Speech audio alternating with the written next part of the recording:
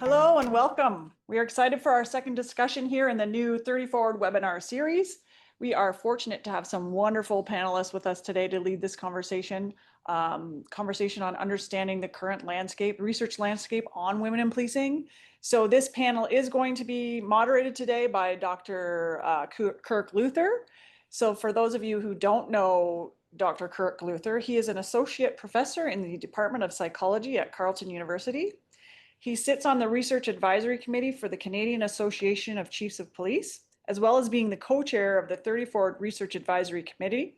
Kirk is also the co-founding editor of Applied Police Briefings, a journal which has the mission of making high-quality policing research widely accessible to the police community. Kirk works with Canadian and international police and security services to conduct research related to evidence-based policing with a particular focus on investigative interviewing. So thank you, Kirk, for being the moderator today. I'm going to pass this over to you as we can start this conversation. Fantastic. Thank you very much, Inspector Gates. Hi, everyone. Thank you so much for joining us. So I have the privilege today of introducing our two incredible speakers who we will be spending the next hour with. So first up, we have Dr. Carrie Sanders, Professor of Criminology at Wilfrid Laurier University. Dr. Carrie Sanders is the Director of the Center for Research on Security Practices and Professor of Criminology at Wilfrid Laurier. Her research focuses on police technologies and organizational change, police intelligence practices, police culture, and women in policing. So using qualitative methods, her research empirically studies how political, economic, organizational, situational, and cultural contexts shape and influence policing practices and organizational change. Her research has been published in high-impact international journals such as Gender and Society, the British Journal of Criminology, and Policing and Society. Dr. Sanders has also received national funding from the Social Sciences and Humanities Research Council of Canada. The title of Dr. Sanders' talk today is Research Insights and Future Directions for Understanding Recruitment, Retention, Promotion, and Organizational Inclusion.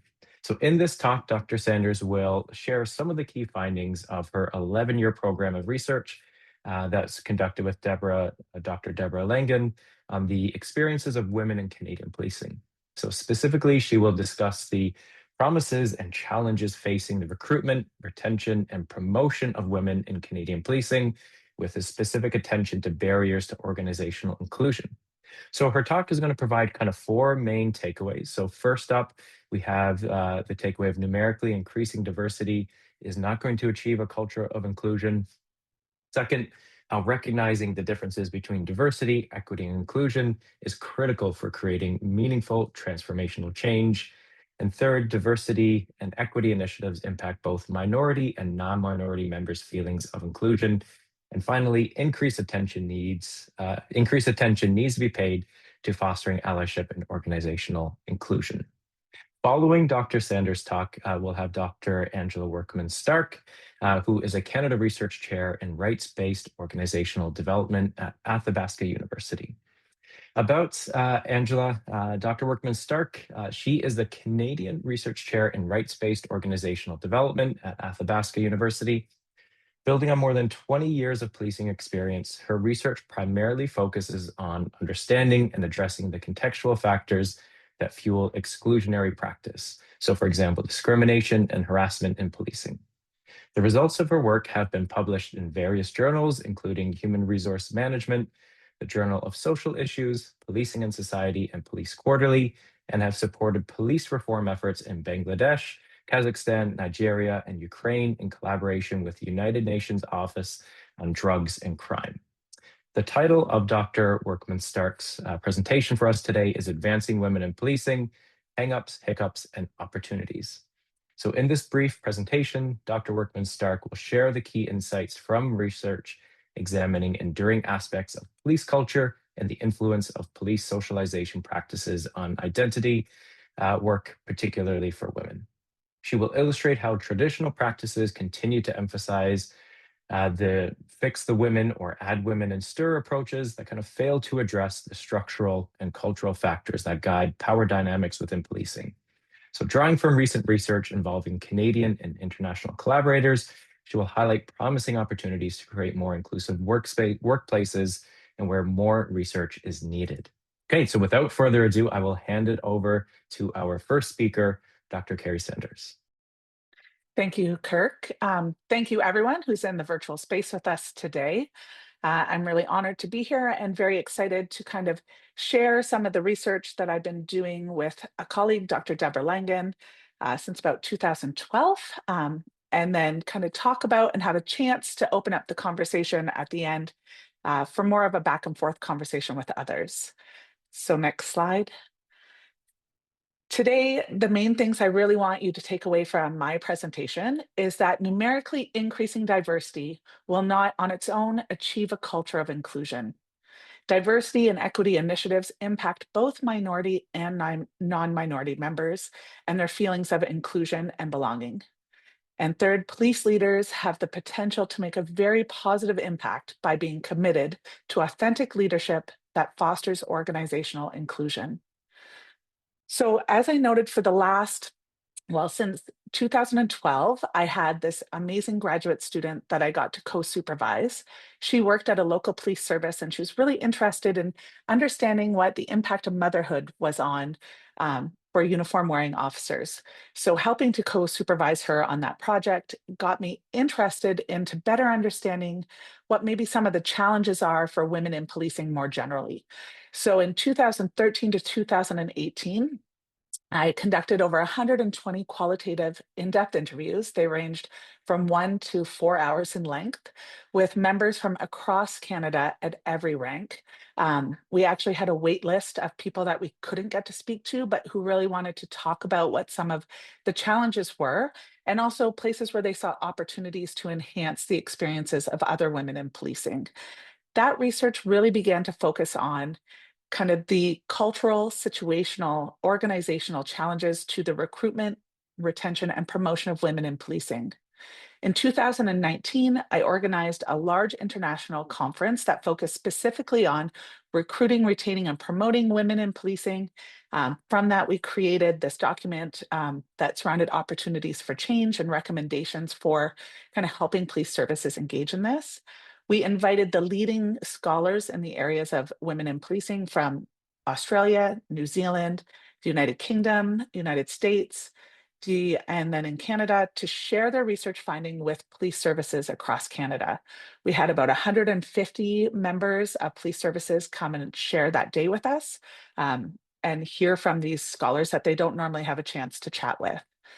Then in 2020, with the rise of COVID, we partnered with the Ontario Women in Law Enforcement to do more of an in-depth study looking at what the impact of COVID-19 was on women in law enforcement. We produced a report, a podcast, as well as a couple of articles on those findings. And then more recently, I had the pleasure of working with Val and Victoria to kind of help put together a review of the existing Canadian research to help inform the 30 Forward initiative. So today I just wanted to kind of take you through a few of my research findings before kind of jumping into more of the new stuff going on that we can look at how can we take this findings that's in our research, but also is really relevant and found in the existing international landscape to then create change. So in our work where we first looked just specifically at motherhood and policing, our research identified how police women who are mothers encountered negative workplaces responses to their pregnancy. They often would devise ways or tactics for having to disclose pregnancy because of fear of having demotion or being reassigned during their maternity leave. And then many expressed the frustration with when they return to work, having to spend so much time to reprove themselves as officers upon their return. After doing that research on police women who are mothers, we then did a much larger study that looked at the recruitment, retention, and promotion of women. So if we can go to the next slide. When we were conducting this larger study, we wanted to explore the organizational, cultural, and situational factors that shape these experiences for women. We found police women experience systemic disadvantage within policing. They were often expected to subscribe to a feminized version of policing that casted them as natural maternal caregivers, and by extension are overrepresented in roles defined as women's work, and more frequently on the front lines working closely with and or providing care to vulnerable populations. While some women in policing wanted those roles, many felt that they were being forced or kind of pigeonholed towards them. Our work also found women to face an array of structural and cultural barriers that have largely excluded or marginalized them from full participation in what they referred to as the boys' club. They often found themselves ostracized in a culture of hegemonic masculinity, forced to repeatedly have to prove physical and emotional strength in an attempt to be accepted into that boys' club. Some of the women talked about being subjected to sexual harassment and isolated from informal networks at work.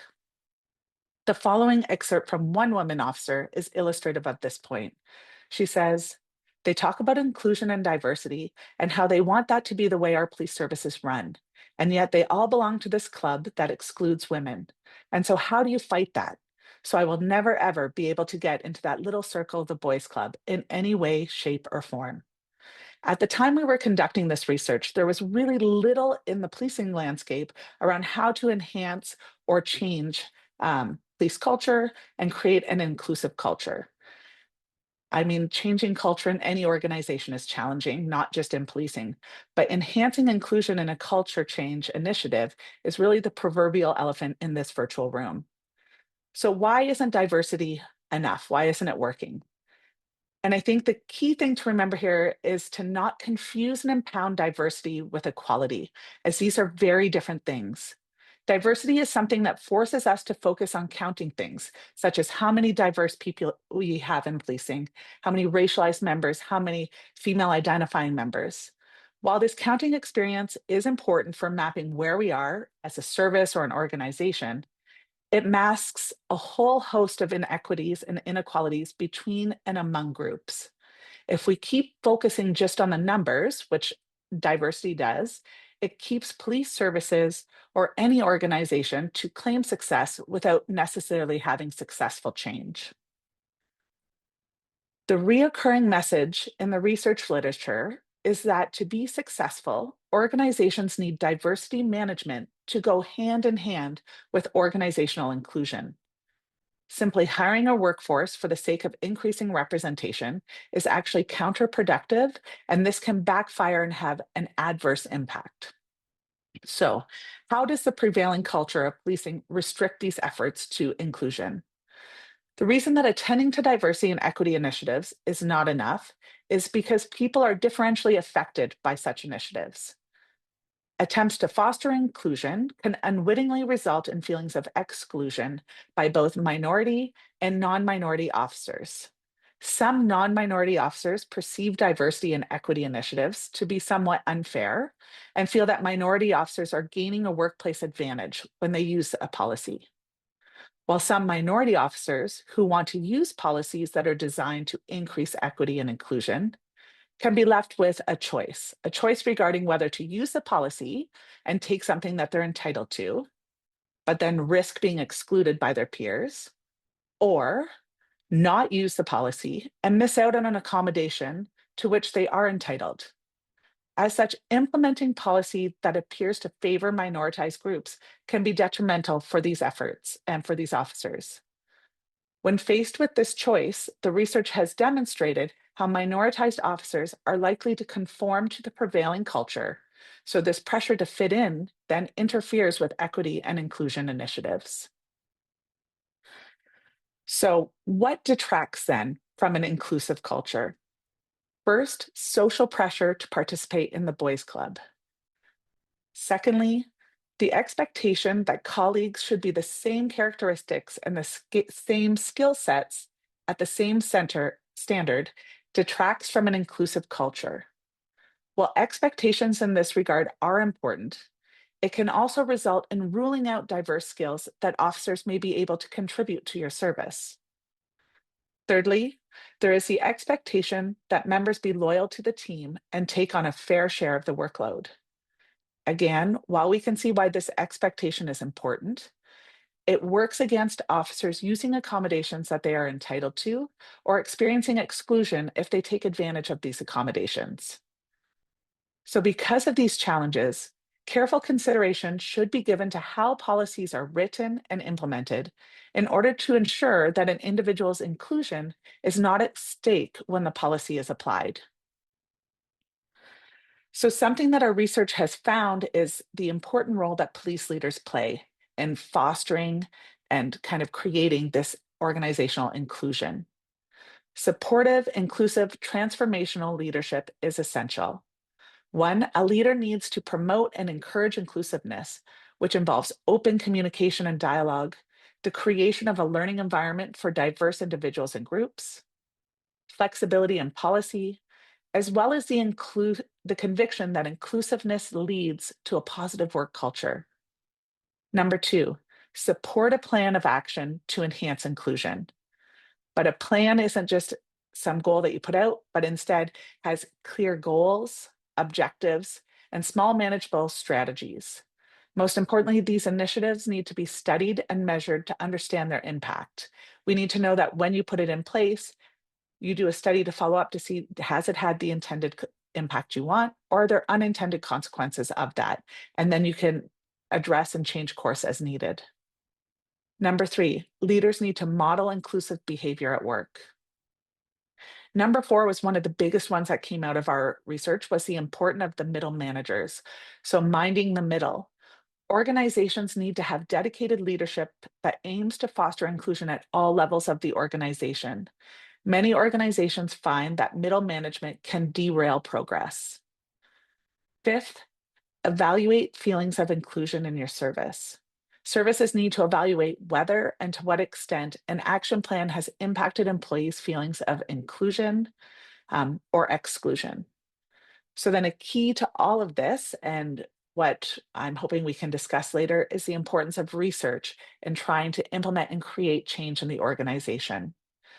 Research has clearly illustrated how each police service has its own culture. And within a police service, departments can have their own cultures too. So you need to understand, what does your culture look like? What does your organizational, how does it operate? So to do this, you need to really be looking at studying your organization. How do you measure and track progress on DEI? What does success look like to you in your service and across your various departments? Then, after you've done some research, how are those metrics being leveraged to inform decision making? How are you tracking what the outputs and outcomes are? How is DEI embedded into your culture? It needs to be spread throughout the entire culture. What behaviors and processes are you finding to impede and, or on the positive side, foster cultural inclusion? Can you start to identify those so that you can then target to either reduce them or to enhance the ones that are working? Who is accountable for progress, and what supports do they have in order to make that change? And lastly, what procedures are in place to mitigate bias in organizational decision making? That's always a big one, and something I think, even a little example, when we've been doing research on the recruitment of women into policing, the important role that your background checkers have need to be recognized, and looking at what are they aware of in terms of DEI. Are they maybe having implicit bias inform how they're evaluating those reference checks that they're conducting, is just one illustration of places where you need to think about and make plans for. So I'm going to leave it there because I know Angela is going to kind of expand on some of the stuff we've been talking about. But just want to thank all the funders for the research that we've been able to do. And I look forward to the question and answer period.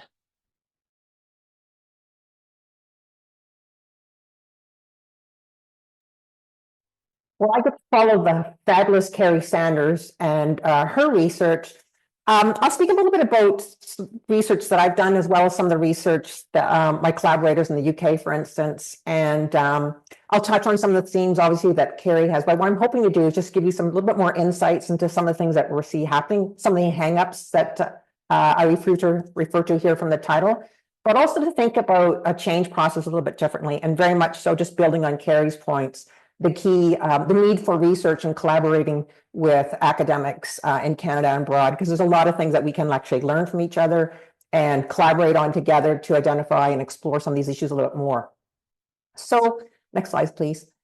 So thinking about it, obviously there's been lots of work being done in recent years. I'm thinking back to my own policing experience less 10 years ago, but so thinking really 10 or 15 years, been lots of efforts on different initiatives to bring women in, to increase the percentage of women.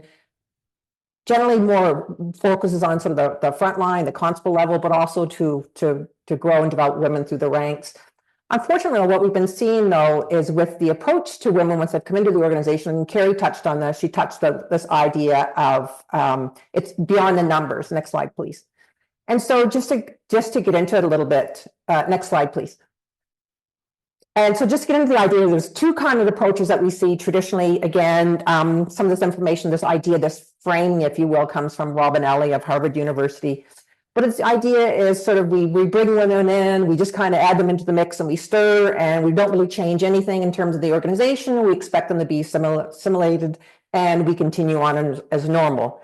The other approach, which seems to be quite common, next slide, please, is the idea of fixing the women. And sometimes what we see is a focus on women's only leadership development programs. And not that they're problematic, it's just that they come with that sort of thinking that there's something wrong with women, that they can't cut it normally in a policing environment, so they need this extra fixing, if you will, to ensure that they succeed. So again, think about different types of practices that might be happening that really focus on this idea of that, women don't fix, we need to do something to help them be successful. And so there's a little difference here that I'm talking about then from, say, exposing women to networking opportunities. It's really the focus on what's the driver then when women are brought into the organization from that. And so here you'll see that some of the reactions from people, obviously from these different types of approaches, that they're largely viewed as performative. Their concern really is just simple gestures, surface level changes. We actually see from the research that we have dissatisfactions for both minority and majority group members. So thinking of women of color, et cetera, men of color, and beyond, we see them actually really pushing back against some of these initiatives because they see that they're actually framed really as about sort of fixing people or putting them into sort of tokenism, where they're only leveraged for kind of who they are in terms of specific characteristics rather than their whole complete person. And obviously, as I've noted here, we really have this failure, Carrie highlighted as well, this failure to address these norms that guide who holds and maintain power dynamics with policing. And one more click, you'll just see some of the references here that I've highlighted, and happy to share those with folks in the room here. Next slide, please. So we see then what these sort of initiatives fail to appreciate is the idea that there are key socialization and processes that actually occur once we bring sort of women into the organization. And again, just building on Carrie's comments, is not just women, but other individuals from diverse groups. So the idea we think about here, I'm just highlighting sort of 4 types of socialization processes. So when individuals, I'm thinking officers, come in from that initial training, they wherever that may be, so they start to have that first exposure. They learn about sort of policing more generally, about some of the practices. It's still a bit of a safe environment. We might almost call this a bit of a honeymoon period, that they're sort of protected to a certain extent, even though we know there are issues that actually start to develop at this point in time. Again, based on the instructors, the stories that they're told, the expectations for what a career in policing is. And then we see this transition into the field training role, where the people selected for coach officers is really, really important here, because they start to indicate to women coming in as to the expectations about the job, what is expected, what is rewarded, what is punished, and so on. And then there's 2 really key points here that I'm touching on, is the informal learning on the job. And this really happens with sort of the day-to-day interactions with colleagues. And I've certainly seen that in the research I've conducted in Canada with interviews of women across the country, is the idea of learning in terms of what the expectations are versus being more of a guardian, which are those types of skills. And I think those motivations that really drive women into policing, men as well, but really drive women into policing to be helping their community, making a difference, et cetera. So they kind of learn from that initial informal learning on the job, and really their first posting is the idea of what is expected in terms of sort of the warrior, the crime fighter, et cetera. So we start to see this bit of clash happening in terms of how they see officers behave. Are they being aggressive, et cetera. So these behaviors become reinforced. And then you see the peer influence as well, which actually, sorry, I just realized I didn't have my video on. The peer influences as well, which really helps people, so in a positive way, so there are positive and negative aspects. You think about these socialization processes. So really we see from the positive aspects, we think about teamwork, camaraderie. We can also see there's a downside to that, where with those expectations, there becomes a bit of the expectation to be conform with the pack, to really perpetuate a bit of the us and them. So next slide, please. And so we see then, Carrie touched on this a little bit, thinking about some of the hegemonic masculinity components, but we see things start to pop up. So women who come into the organization, they start to feel these tensions, what we call identity work, where they're going to experience conflicts, whether it's with their gender identity, with a parent, a spouse, what have you, even their individual values. They start to experience this conflict with these norms that come through these socialization processes that really communicate to them that you need to work harder, you need to prove yourself, you need to work harder and prove yourselves than the men on your shift. You need to show commitment. You need to demonstrate that you're actually willing to put in the hours. So then there becomes that conflict with parental responsibilities and other external commitment. Certainly what we see is this influence on, back please, this influence on don't speak out, don't admit that you're struggling, don't speak up about issues or concerns that you see. And all these things that you see here on the left, just some points to highlight, is really around the concern and the expectation that women don't show weakness. And so things that we typically have associated with, vulnerability, humility, femininity, anything feminine, have generally been labeled weakness. So those are some of the challenges that sort of women experience. And so again, just that you'd be a team player, and find the idea you fit in, or, you find something else to do. Next slide, please. So turning it into a bit of a positive, and I've just, you can click through again. I just actually put together a very brief summary of the model. And it's the idea of, keep going all the way through, it's fine. And it's really the idea of thinking about sort of 4 key pillars, if you will, and actually moving towards more inclusive environments. And Carrie touched on these. I just want to build on a little bit more. And I want to highlight here the very first point, and I'm just going to briefly touch on the other ones, and I'll dig into a little bit more on subsequent slides. But really what's key here, and this is actually the focus of a new research project with collaborators in the UK, is to understand what are the motivations for organizations, a policing organization, if you think about it, to actually start to become much more purposeful about their intentions and terms and engaging and advancing women. And what's really, really critical here is this identification and acknowledgement of what's the starting point. And so, for instance, if we think about, well, there's societal pressures, maybe there's pressures from 34 and 30 by 30, for instance, that police services engage and become a partner and start to really sign up and be part of this work. Do they really accept that there's something that they need to do, or is it more performative? And so those things are really important to understand. What are some of the influences of the decisions made around what strategies are adopted in terms of pursuing more inclusive workplaces? So again, this is something we're going to be looking at our research. We think about it's around institutional theory, just to understand what are some of those behaviors. Importantly, what is it that police services are attempting to address, and why does that matter? So these are really, really important discussions. And then the other point I'm going to touch on a bit more detail. So, create readiness for change. Carrie's talked a little bit about develop and execute the strategy. I'm going to dig a little bit more into monitoring, evaluating progress, and to touch on some recent research that might help with this process. Next slide, please. So we think about the readiness for change, and this is really critical here. It's the idea that, let's be honest. I think anybody really working in this area is cognizant of some of the backlash that's been happening in recent years around anything related to EDI, diversity, inclusion, women, et cetera, and policing. What's really, really important here, and we think about, I think, moving forward, is this idea of creating a readiness for change. Really creating this discrepancy between sort of a current and future state, and recognizing that change is needed, that we need to do something differently. Our current practices are harmful for both men and women. What's key here, and going back to the earlier slide where I spoke about some of the reactions, it's for people to understand and have belief that the solutions that are proposed are the right ones. They're actually going to tackle the real issues and make a difference. And then obviously here, and this is consistent with change in any organization, so this is not unique policing, but the idea that the organizations can successfully implement change. And I know this is something that probably many people virtually are thinking about. We don't necessarily have a great track record with that. I consider myself the we, even till 10 years later, because of my long policing experience. But it's true, but it's really important here that members of an organization have some confidence that these changes can be successfully implemented. And that their former leaders are committed to them, that they're authentically, genuinely committed to them. They're not something that they're doing because it's a symbolic gesture. They feel pressured to do so.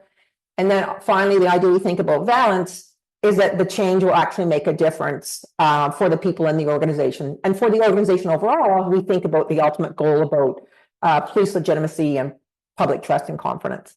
And next slide, please.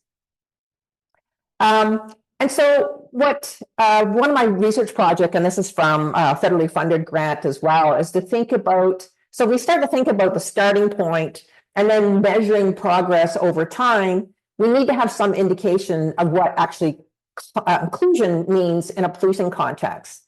And so this is something work I undertook about over a 3-year period, around about 500 interviews with police members across Canada, both sworn and civilian professionals. And it was first to really, and it wasn't just a matter of coming up with, well, we need to create a new measure. It was to think about what does inclusion mean from a policing perspective? How does that compare with other measures that are out there? And when I'm speaking about a measure, I'm speaking about a tool that police service can use to assess the experiences and perceptions of individuals in the organization. So building on Carrie's point, you need to measure what people perceive.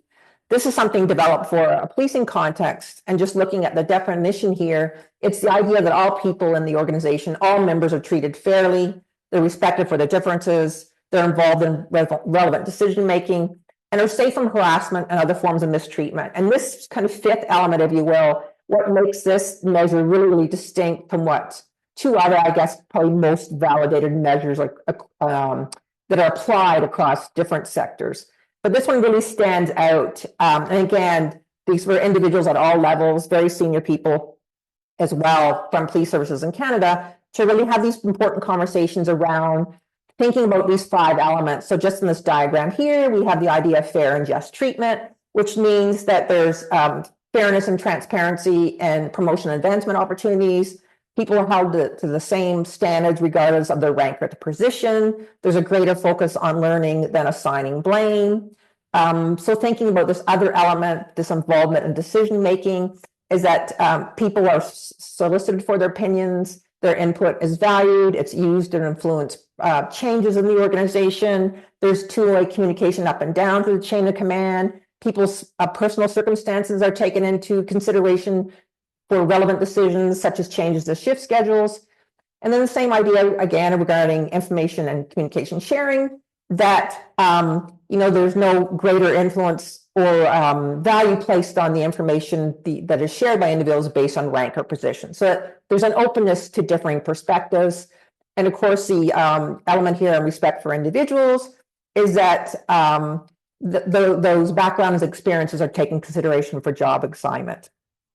Individuals are treated with respect. And of course, the last one, just to touch on it, I've spoken about it briefly here. Again, the idea of individuals holding each other accountable, and the organization takes the idea of exclusionary practices quite seriously. Next slide, please. So again, just to give you, thank you ChatGPT for doing this for me, is just an idea that this climate of inclusion scale, which is really about these psychological perceptions of individuals about fairness and inclusion in the organization. So they come about from signals or other messages that are communicated, or the actions of supervisors and senior leaders. But the idea that it's a 20-item measure, it's a survey measure that can be used to actually assess both the starting point and how police services are progressing over time. And just a note on this, I'll be actually conducting some research with Sarah Sharman, a great individual researcher at the University of Portsmouth in the UK. She has a great book out if you're looking for resources on that in terms of those socialization processes I spoke about. We're actually doing some research with services in the UK to actually look at the application of this climate of inclusion scale to policing services there. Next slide, please. And then, so this gets to the idea of just some additional research is we still have some really lingering questions. We have some great anecdotal information. We have some correlational information to think about some of the factors that actually contribute to having a more inclusive environment for women. But we actually need research. The type of research I do both qualitative and quantitative. So we're able to actually test over time the various factors that might influence inclusion. Carrie spoke about transformational leadership. We also have really great evidence around ethical leaders who model transparency, trust, and accountability, et cetera, that can be potentially really good predictors of inclusion. So those are some things that we need much greater research on. And we need research around what interventions are most effective. We have a lot of best practices out there. We really don't know what works over time. So these are some of the things that our current research we're starting to launch here in the next few weeks is to really dig into these questions, but also to look at what I mentioned earlier. What are some of the pressures that influence the decisions that police leaders make about in terms of their diversity inclusion adoption strategy? Because that's really important as well if we want to see things get better over time for not just women, but all people in the organization. So last slide, I'll just leave you with the contact information and open it up to questions. And again, sorry about the camera.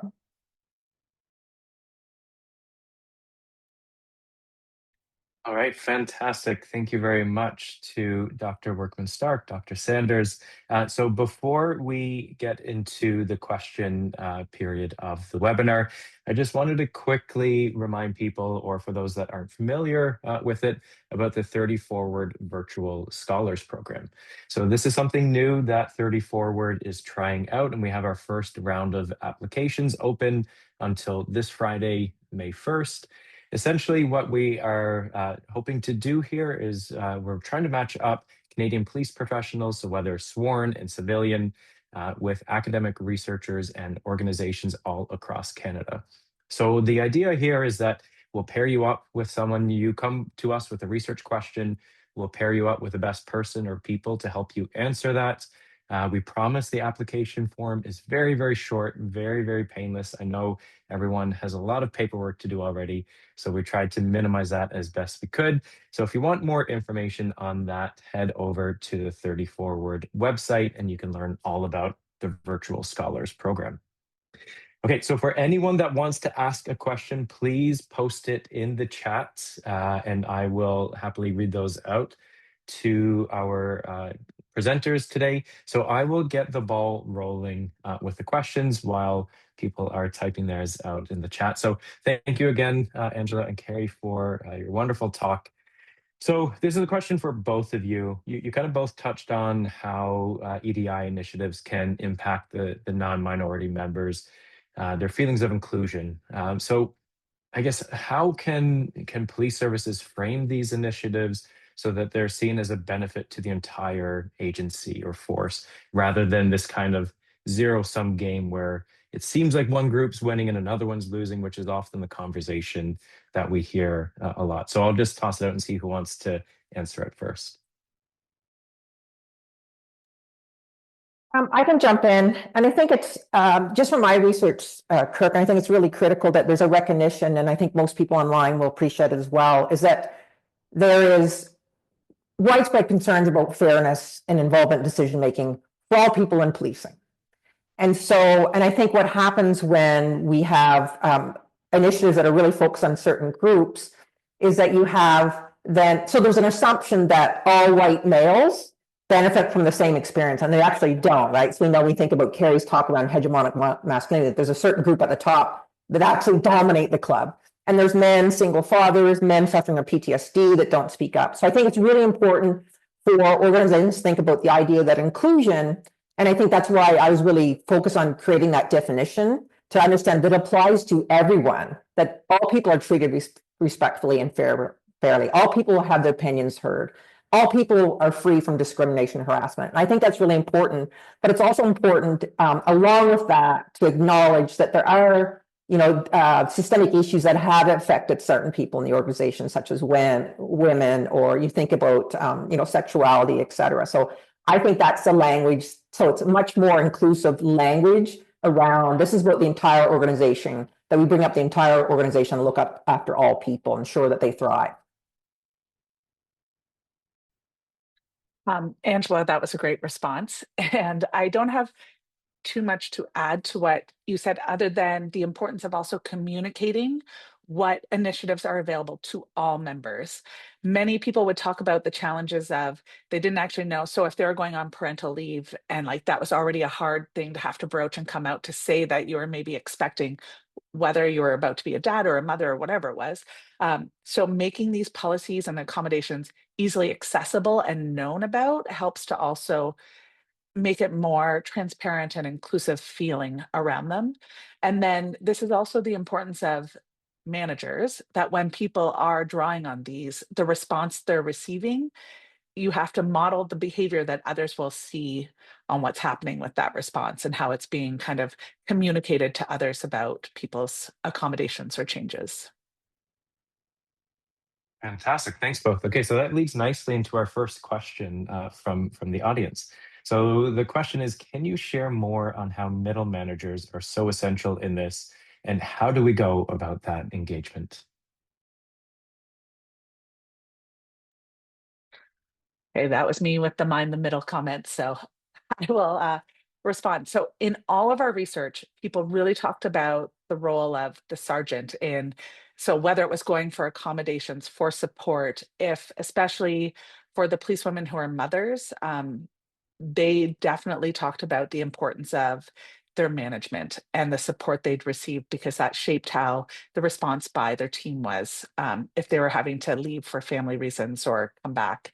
So having managers that understood equity initiatives, understood what policies were available. There was a real, at the time that I was collecting this data, so recognizing 2013 to 2018, so hopefully there's more awareness now. There was a lack of awareness by managers at the time about what initiatives or policies were available to people.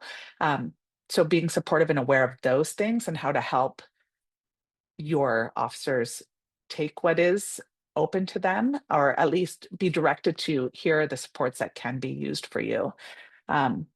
Communication was also really key, giving training on mentorship and communication and making sure that EDI is built throughout all of those kind of mentorship aspects. I don't know if Angela has anything to add to that. Yeah, I can jump in. Actually, we looked at, and again, Kirk, you mentioned in my introduction. I research a lot on really try and unpack and dig into how do we actually stop these inclusionary behaviors. And so one of the things that we were looking at was the role of ethical leaders, and really focusing on individuals who model ethical values such as trust and transparency and fairness. They're trusted. They speak about the values that are expected and how people should treat each other, but they also hold people accountable for violating ethical standards. And so what we found is that, and again, this is sort of the nature of research we were doing, we found that even in policing services where there was this climate of these really strong sort of masculinity contest norms, we call them, that were quite pervasive, where there's really strong expectations for people to be silent and not speak up, that at a local level, frontline supervisors could circumvent these sort of problematic behaviors. And so just to build on Carrie's point, so what we see, it's a really important part, I think, of moving forward is actually how do we think about developing and selecting these individuals that bring forth sort of the idea of moral courage, justice, considerations for humanity, humility, et cetera, accountability. So I think that's a really important perspective to think about developing, selecting them, because we know they're there. How do we actually then sort of shine a light on them and ensure that they can actually succeed, because they can influence behaviors of people within their team, so that you have this much more inclusive environment where we see much less experience of discrimination, harassment, et cetera. Okay, fantastic. Thank you both. Okay, so we have a few more questions in the chat, in the Q&A. Keep them coming, everyone. Okay, so the next question. I love that there is a lot of research being done on this topic, and the issues seem to be the same across all agencies. Are there any real answers to the how? So are there any examples of, what is being done within the agencies that is working? So some success stories.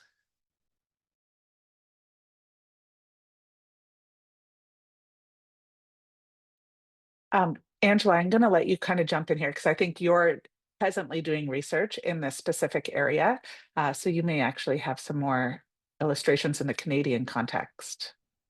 Yeah, well, to the question, I would like to say we have a lot of research, but what works, we don't.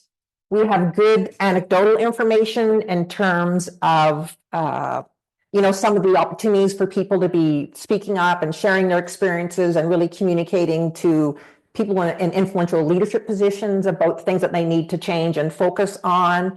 But from a research perspective, and it's why I sort of posted the question there, is we actually do need that partnership between policing and academics to think about what are some of the things, so really think about the pre and post, and do we see that there's a change in the experiences over time. So I can only speak to sort of anecdotal things, but nothing from that we've seen yet. We're just at the start of this work to really understand what actually works over time. So whoever posted the question and other people that are online is to think about establishing great opportunities to see, what are some things that work. And I know Barrie Police have done some really interesting things around the promotional process in terms of how they're seeking input from people about the different leaders that should be promoted. Those are the type of things that we want to have to evaluate to say what works and in what context. So unfortunately, I just don't have a lot of information that I'm aware of that has that empirical validation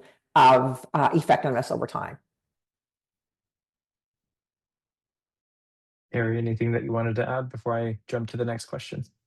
For us, it pointed a lot to the importance of communication, transparency, and perceptions of fairness. There was one of the things that was done in the UK that seemed to have a lot of success for leaders was something called Schwartz roundtables. I don't know if you've heard of those at all, Angela, but that was done in some police services where they would hold these like roundtables where I think it was like weekly or bi-weekly, they'd get together, and it was an open, safe communication space between the leaders and the members.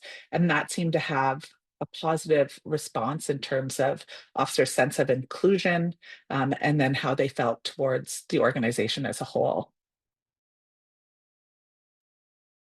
Okay, thanks very much, both. Okay, on to the next question. Is there any research being done about the barriers that other women create for women in the conversation about advancement of women in policing? So some women may feel that I was able to climb the ladder with the same barriers, so everyone else should.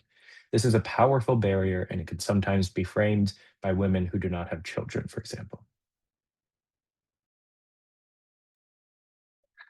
That is a great question. And it was a finding that actually came out of much of our research.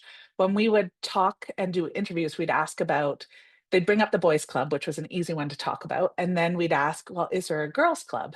And no, that was like a resounding, there was not a girls' club.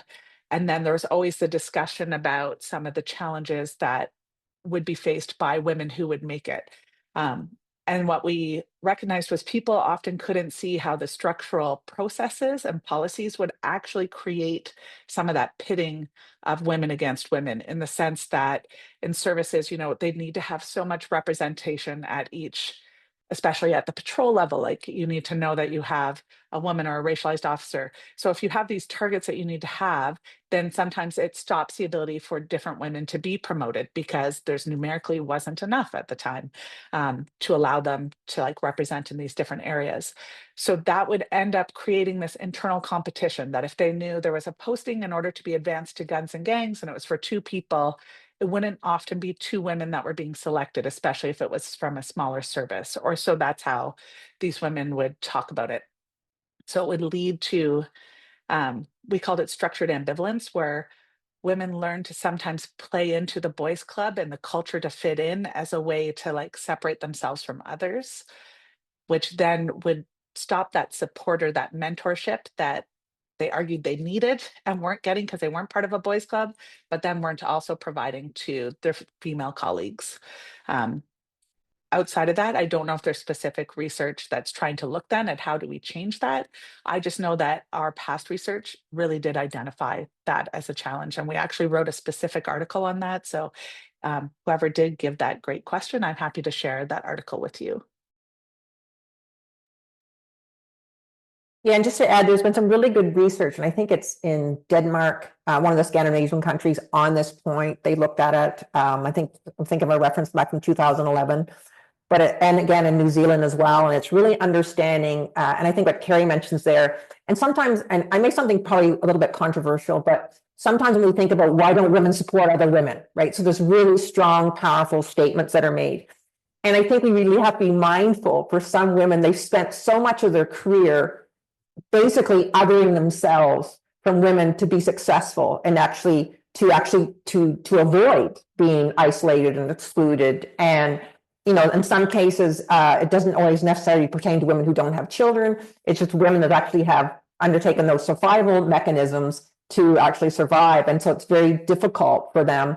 And I think, to your point, Carrie, then what we see a little bit is there's a resentment about all these opportunities that are created for women in terms of them thinking that, they had to really slug it out, didn't have to work so hard. But I think so consideration of that, it's being mindful a little bit of some of those experiences and why there might be some of those reactions. And then how do they use their experience? How can we learn from their experience to inform what's being done in the organizations to really create those experiences for others? All right, great, thank you. Okay, so another question. I have been working with men and women leaders in this space for 10 years as a team and executive coach. The info is helpful, and I am working in the space of helping leaders build skills in this space: deeper listening, more effective questioning, self-awareness, etc. What would research say are the 2 to 3 skills that leaders need that is going to foster this inclusion in their teams and in their organizations?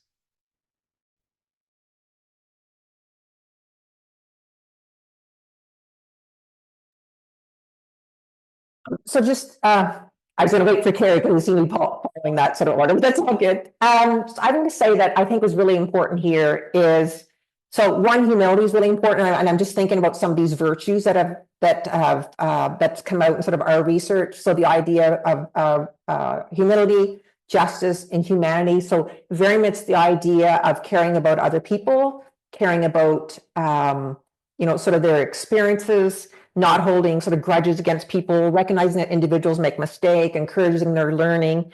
And also this idea that's probably a little bit new is this concept of ethics of care. So we actually have an ethical responsibility to care about people that we're responsible for. So I think some of those things are really important because we see really strong, again, this is early, really strong correlations again between this idea of humanity. And certainly the idea I think is really important and in our current climate, moral courage, right? Moral courage. And I know this is a great video going back from, I think, 2013 from the head of the Australian Army that really spoke about the idea of the standards that we walk by, the standards that we accept. So I think this is something really important that to help develop sort of these capabilities for leaders to demonstrate courage, to call out things that are inappropriate, unacceptable, such as, biases, et cetera. Unfair judgments are used to assess people and their worthiness, if you will. So I just a highlight. So thinking about courage, justice, humanity, and the idea of humility. We don't have all the answers. No one, even at the chiefs of police, top the organization,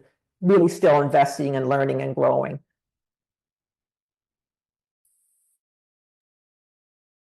That was a fabulous answer. Again, communication, I think is key, but has to connect back to the qualities that Angela just identified. Okay, thanks very much. Okay, on to the next question that we have. So what are you seeing on the recruitment front that has been successful in women-friendly marketing? Are there examples of inclusive marketing or recruiting strategies?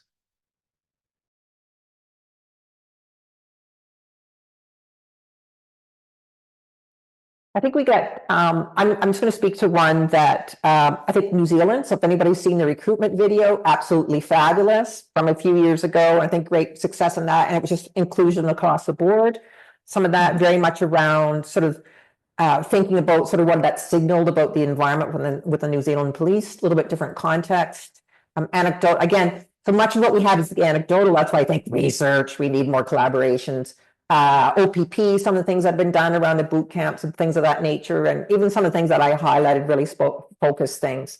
I think it's really, what I really was encouraged is, what I think we need to unpack a little bit more is, do we see associations between those messages, again, those signals that are communicated in the recruitment messages and the websites and et cetera, and increased applications of women? So are those messages that are being communicated, and so on, in terms of the whole experience, whatever, if there's boot camps or things of that nature, there's some more research that we need to actually identify what actually is working from like an empirical perspective, where we can hold up and say we have evidence of success. So I think there's anecdotal information from different services that are showing they're getting increased numbers, up to 50% of women coming forward for information sessions and applying. I don't know sort of over time, and we want to be able to control for other factors that may be contributing to that. So those are just some things to think about. Yeah, I think there's, when we were doing the work back in 2019 and hosted the conference looking at recruitment, retention, and promotion, a lot of the best research actually looking at recruitment and trying to study it was done in Australia, New Zealand, and the US.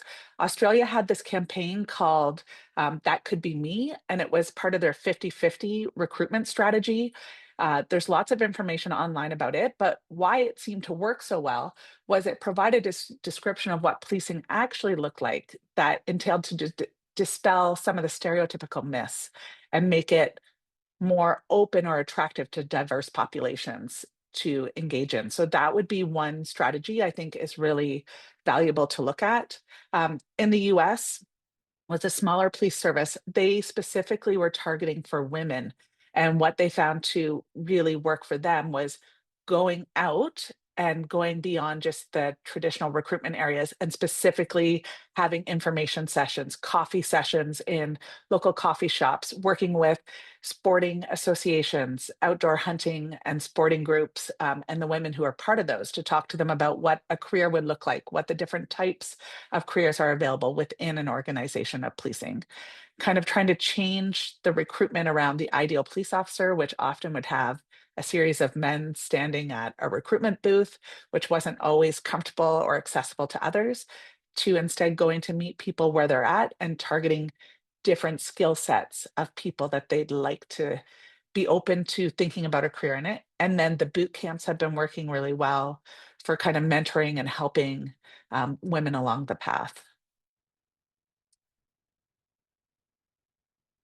Okay, fantastic both. So that was all for the questions in the chat. If anyone has a last minute burning question, we do have a few seconds left if we can try to get to it.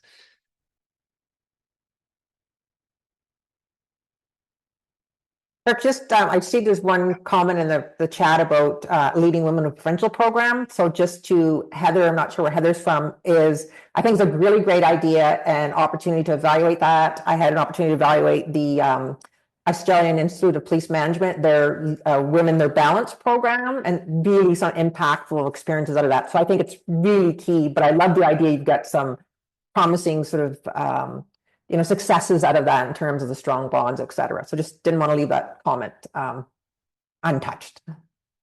Thanks, Angela, for catching that. Okay, well, that brings us to the end of the webinar. That went by super quickly, but thank you to all the attendees for coming. Thank you very, very much to our speakers. Yeah, we're getting some comments in the chat. Very informative, very helpful information. So thank you again to Dr. Angela Workman-Stark, Dr. Carrie Sanders. So the webinar will be posted on the 30 Forward YouTube channel. Be sure to also check out the 30 Forward website for all the great things that are happening in this space. So thanks again to everyone, and we will see you at the next webinar.